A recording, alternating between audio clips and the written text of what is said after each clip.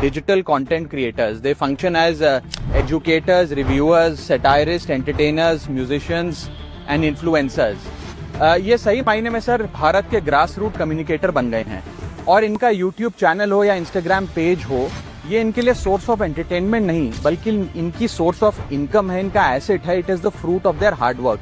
But एक चीज से ये सब परेशान हैं और उस मुद्दे को आज मैं सदन में उठाना चाहूंगा. That is the issue of fair use and arbitrary copyright strikes by digital platforms. Sir होता क्या है कि अगर एक कंटेंट क्रिएटर कुछ सेकंड, चंद सेकंड, 2-3 सेकंड के लिए कॉपीराइटेड कंटेंट को रीपर्पस करके कमेंट्री, क्रिटिसिज्म, पैरोडी, एजुकेशनल या न्यूज रिपोर्टिंग पर्पसेस के लिए यूज करता है, चाहे वो क्रेडिट देता हो, उसको इंसिडेंटली यूज करता हो, कॉपीराइट स्ट्राइक मारकर जो उसकी यूट्यूब चैनल है, प्रॉपर्टी है या इंस्टाग्राम पेज है, उसे वाइप आउट कर दिया जाता है और उसकी सालों की मेहनत चंद मिनटों में समाप्त हो जाती है. Sir livelihoods must be decided by law and not by arbitrary algorithms. Sir this by no means that one is against copyright holders. उनके हार्डवर्क और ओरिजिनलिटी को रिस्पेक्ट करने की जरूरत है, लेकिन ये समझने की जरूरत है that fair use is not piracy.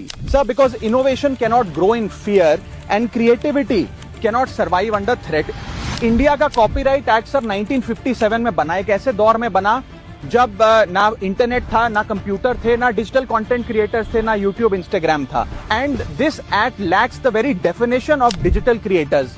ये फेयर डीलिंग की बात करता है, लेकिन फेयर डीलिंग की बात किताबों, मैगजीन और जर्नल के कॉन्टेक्स्ट में करता है जो उस दौर की इंफॉर्मेशन डिसेमिनेशन के सोर्सेज थे, ना कि आज के दौर की. इसीलिए मैं 3 मांगे आज सदन में लेकर आया हूं. मेरी पहली मांग है amend the copyright act of 1957 and define digital fair use.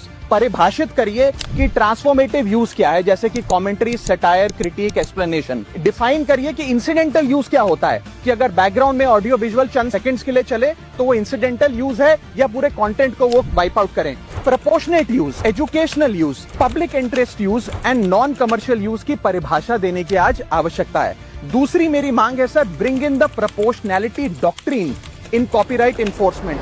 कि बैकग्राउंड में मान लीजिए कुछ सेकंड के लिए कोई वीडियो और साउंड चला, उसका ये मतलब नहीं होना चाहिए कि कंटेंट क्रिएटर की सालों की मेहनत कुछ चंद सेकंड्स में समाप्त हो जाए. My third demand sir is that mandatory due process before take down. Subscribe करें आईडी हमारा और लाइक